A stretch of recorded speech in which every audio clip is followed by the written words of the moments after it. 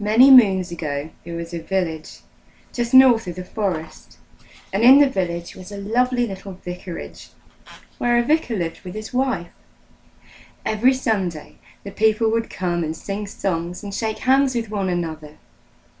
One fine summer's day, when the blossom was ripe and the sun was shining, the vicar's wife went for a walk to pick some flowers for the Sunday service. She wanted to find some yellow roses. She knew that all of the roses near the vicarage were pink or white or red, so she ventured into the forest, even though she knew the forest to be dangerous. Well, she wasn't even far into the forest when she came across the most beautiful yellow rose bush. She fetched the clippers from her apron, but just as she reached out to clip off a yellow rose, the bush appeared to move out of her reach. She was sure that she must have miscalculated the distance, so she moved to meet it. But just as she did, it moved again. Every time she was in reach, the bush moved. It was as though the bush was playing with her, and it made her very cross. She was a stubborn woman, and once she had her mind set on getting something, she had her mind set on getting it. She kept reaching, and the bush kept moving. The more she chased, the more it moved, and it took her deeper and deeper into the forest, and the deeper she went in, the darker things became. Through the dark backdrop of the forest, those pretty yellow roses shone brighter than the morning sun. The more she tried to reach them, the more they jumped further and further away from her. Nettles started to spring from the ground, as if from nowhere.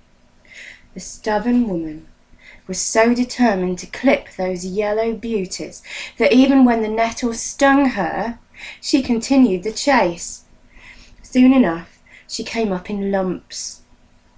"Ouch! Ouch! Ouch!" she cried in pain, and she started swearing and cursing those beautiful flowers. Now, had I been the vicar's wife, I would have stopped chasing as soon as the pain became unbearable. But, as I've said before, she was a stubborn woman, and it was stubbornness that sealed her fate. The more she got stung, the more she itched and scratched at the lumps. Blood began trickling down her legs, but she carried on as though those yellow roses were pulling her by an invisible chain.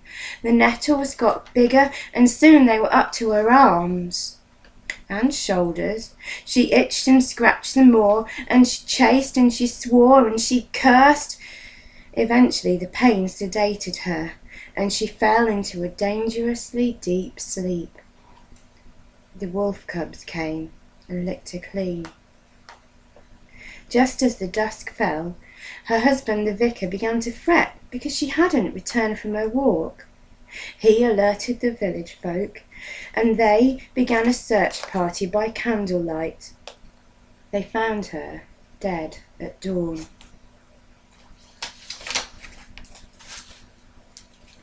She was deep in the forest, with a beautiful yellow rose bush by the crown of her head. She was given a burial in the vicarage garden. The villagers planted yellow rose seeds in the hollow where she lay. A year passed, and by March, yellow roses sprung up everywhere in the village. To this day, the vicar tells his parish that the good Lord took his wife so that there would be eternal sunshine in the village.